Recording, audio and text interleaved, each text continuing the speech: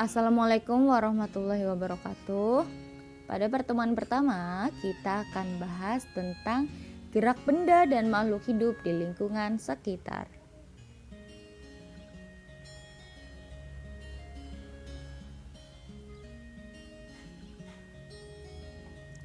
Nah, pada bab ini kita akan bahas 4 pembahasan. Yang pertama, konsep gerak pada benda. Yang kedua, sistem gerak manusia. Yang ketiga, sistem gerak hewan. Dan yang terakhir, sistem gerak pada tumbuhan. Tapi pada pertemuan pertama, kita akan bahas tentang gerak pada benda. Gerak, apa sih yang dimaksud gerak? Gerak adalah perubahan kedudukan benda terhadap benda lain. Gerak bersifat relatif atau tergantung titik acuan. Contoh, saat kamu naik angkot, maka angkot akan bergerak terhadap sekolah. Dan saat kamu duduk diam di angkot, maka kamu akan diam terhadap angkot dan pohon akan bergerak melewati kamu.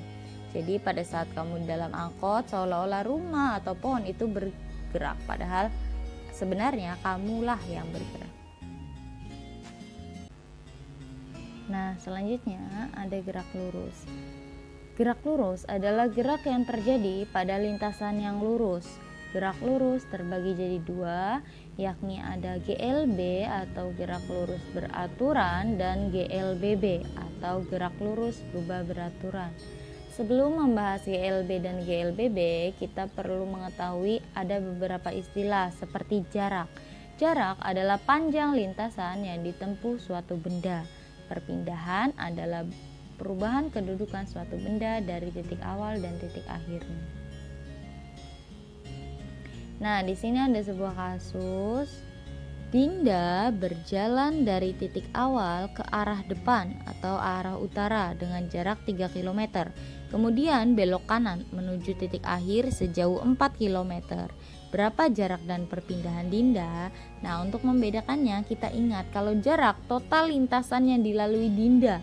Dinda bergerak berjalan dari titik awal ke lurus ke depan 3 km ditambah beloknya 4. 3 tambah 4 berarti 7 km.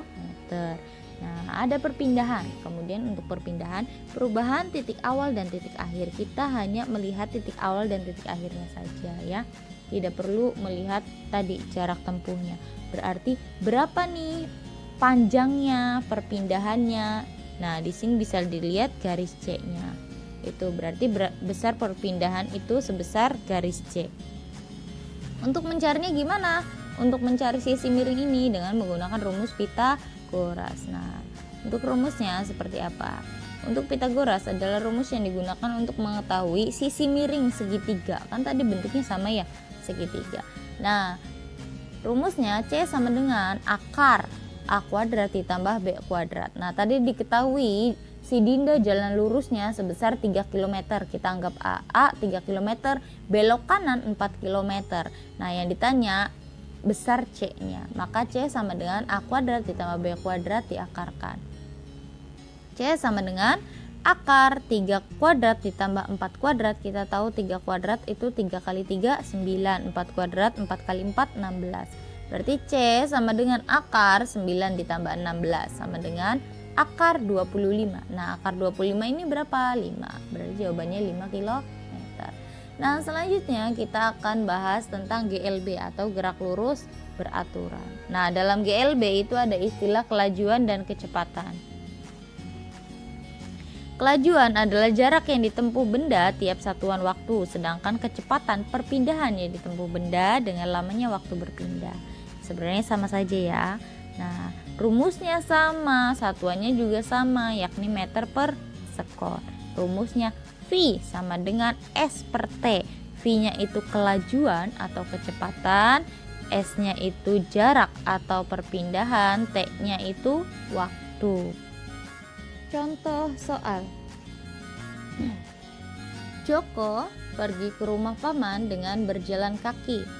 Jarak rumah Joko dan rumah paman 200 meter. Joko memerlukan waktu 100 sekon atau 100 detik. Berapa kecepatan Joko berjalan? Nah, di fisika kamu terlebih dahulu harus menyertakan diketahui dan ditanyakan rumus dan lain-lain. Nah, kita diketahui jarak atau S itu 200 meter, waktu atau T itu 100 sekon. Nah, apa yang ditanya? Kecepatan atau V. Kita masukkan rumusnya. V sama dengan S per T atau jarak atau perpindahan dibagi waktu. Untuk mencari kecepatan maka S per T atau S dibagi T. S-nya 200, T-nya 100, maka kecepatannya 2 meter per sekon. Nah, di sini ada grafik GLB. Di sini ada grafik pertama, grafik perpindahan terhadap waktu. Semakin lama waktu, maka perpindahannya juga semakin besar. Nah, grafik yang kedua itu grafik kecepatan terhadap waktu. Walaupun waktunya lama, jaraknya juga banyak, tapi kecepatannya tetap. Jadi seolah-olah kalau kamu naik motor pelan banget, dan itu pelan dari pertama kamu naik motor sampai akhir gitu, konstan kecepatannya. Nah, selanjutnya ada yang dimaksud dengan gerak lurus berubah beraturan atau GLBB. GLBB adalah suatu benda yang lintasannya berupa garis lurus, kecepatannya berubah secara teratur. Kalau tadi kan tidak berubah, kalau sekarang berubah.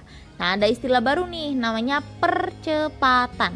Percepatan adalah perubahan kecepatan tiap satuan waktu. Rumusnya seperti apa? Nah, untuk mencari percepatan atau A itu A sama dengan V per T atau A sama dengan delta V per delta T. Maksud delta apa? Yakni kecepatan akhir dikurangi kecepatan awal. Sama, yang T juga waktu akhir dikurangi waktu awal. Biar lebih paham, silakan lihat untuk contoh soalnya.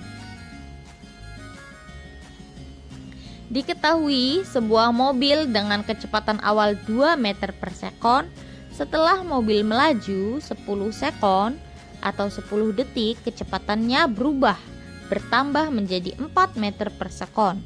Berapa percepatan yang dimiliki mobil tersebut? Nah, jawabannya kita tulis dulu yang diketahui. Diketahui tadi kecepatan awal V1 2 meter per sekon. Kecepatan akhir karena bertambah jadi 4 m per s. V2 4 m per s. T1 0 loh. Kenapa 0? Karena mobil awalnya diam, kemudian bergerak. Karena diam maka waktunya 0 sekon. Nah, melaju setelah 10 detik berarti T2-nya 10 sekon. Yang ditanyakan adalah percepatan A. Maka masukkan rumusnya. A sama dengan delta V per delta T, yakni kecepatan akhir dikurangi kecepatan awal. Tadi kecepatan akhirnya 4 dikurangi 2. Nah, delta T 10 dikurangi 0. Waktu akhir dikurang waktu awal. Nah, hasilnya gimana? 4 kurang 2 itu 2, 10 kurang 0 itu 10, berarti 2 dibagi 10, 0,2 meter per sekon kuadrat. Itu untuk percepatan.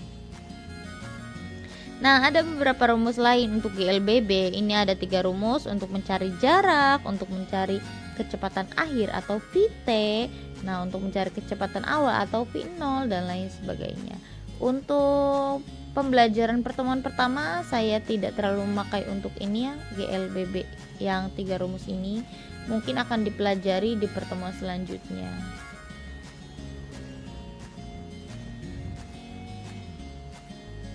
Nah, selanjutnya saya akan bahas tentang kegiatan yang berkaitan dengan GLBB. GLBB terbagi menjadi 2, yakni dipercepat dan diperlambat. Percepatan dapat bernilai positif jika dipercepat dan bernilai negatif jika diperlambat. Adapun kegiatan sehari-hari yang berkaitan dengan GLBB diantaranya contoh GLBB dipercepat, benda jatuh di bidang miring. Kalau kita lemparkan bola di bidang miring, semakin ke bawah semakin cepat. Sama halnya dengan benda jatuh bebas. Kita menjatuhkan sebuah benda semakin dekat dengan bumi, maka akan semakin cepat. Selanjutnya, GLBB diperlambat. Contoh, mobil direm hingga berhenti. Mobil melaju dengan kecepatan tertentu terus tiba-tiba direm, maka akan semakin lambat. Nah, itu GLBB diperlambat. Selain itu, contohnya benda dilempar ke atas pada kecepatan tertentu. Contoh, kita melempar bola ke atas. Nah, pada saat awal melempar bola itu kecepatannya sekian, tapi di saat sudah menuju ketinggian maksimal maka kecepatannya akan berkurang. Nah, di sini ada grafik GLBB. GLBB untuk perhubungan antara jarak dan waktu itu S dan T. Sebelah grafik sebelah kiri ya, atas dan bawah itu jika dipercepat akan ke atas ya. Semakin lama maka jaraknya semakin banyak. Tapi landai ya, tidak lurus grafiknya. Adapun di sebelah kanan itu hubungan antara kecepatan dan waktu. Untuk dipercepat itu kecepatannya semakin bertambah, untuk diperlambat itu kecepatannya semakin berkurang. Itu untuk grafik GLBB. Nah, selanjutnya ada latihan soal. Jihan pergi ke sekolah menggunakan sepeda. Jika jarak rumah Jihan ke sekolah 1,8 km, sedangkan waktu perjalanan Jihan ke sekolah adalah 15 menit, tentukan kecepatan Jihan mengendarai sepeda. Nah, di sini ada catatan kecil di bawah. 1 km sama dengan 1000 meter.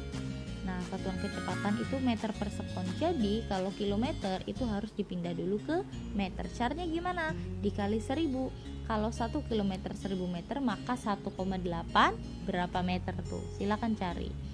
Boleh itu menggunakan kalkulator. Berarti 1,8 dikali 1000. Nah, di sini waktunya berupa menit, sedangkan yang diminta itu detik. Pindah dulu 15 menit itu berapa detik? Berarti dikali 60. Silakan masukkan ke rumusnya. Nah, soal nomor 2. Kinan pergi ke sekolah pukul 06.30 dan sampai di sekolah pukul 06.40. Berarti waktunya berapa? Waktu akhir kurang waktu awal berarti 10 menit. Jika ia diantar ayahnya menggunakan motor dengan kecepatan 30 meter per sekon, berapa jarak antar rumah Kinan dan sekolah? Nah, sekarang yang dicari itu jarak. Kecepatan sudah ada, waktu sudah ada. Waktu 10 menit. Nah, seperti tadi, yang menit dipindah dulu ke detik, berarti dikali 60. Ya, berarti 10 kali 60 berapa detik? Nah, kecepatannya sudah ada. Nah, sekarang cari jarak. Caranya gimana? Jika kecepatan rumusnya jarak dibagi waktu, maka jarak sama dengan ya kecepatan dikali waktu. Nah, bagaimana jawabannya? Silakan tulis di buku tulis, silakan difoto dan kirimkan saya via WhatsApp. Mungkin hanya itu untuk pertemuan pertama untuk gerak pada benda. Selanjutnya kita masih membahas gerak pada benda. Oke, sekian pertemuan hari ini. Kurang dalam ini mohon maaf. Terima kasih atas segala perhatiannya. Jangan lupa